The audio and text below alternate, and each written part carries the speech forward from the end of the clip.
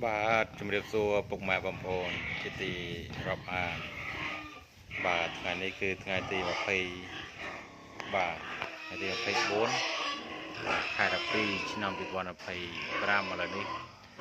បានកើតមួយសម្បុកទៀតហើយបាទកើតមួយសម្បុកទៀតហើយបាទនេះកំពុងតែបង្កើតឥឡូវនេះបាន9ក្បាលហើយបាទ9ក្បាលហើយបាទឥឡូវទៅមើលមកកន្លែងនេះបាទនេះមកបុកទៀតបាទមេអានេះកើតមុនគេមេនេះបាទនេះកក់រួចហើយនេះកក់រួចហើយកក់ហើបាទ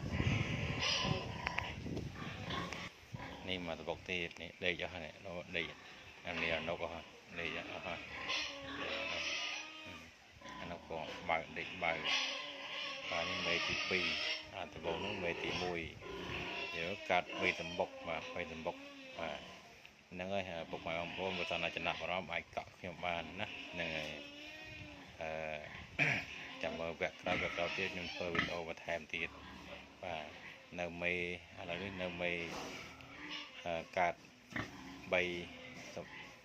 សម្បុកហើយនៅសល់4សម្បុកទៀតមេផឹមទាំងអស់បើសិនណាពុកម៉ែចំណាប់អារម្មណ៍អាចតំណមុខចាំបានណាហ្នឹងហើយអរគុណច្រើនបាទ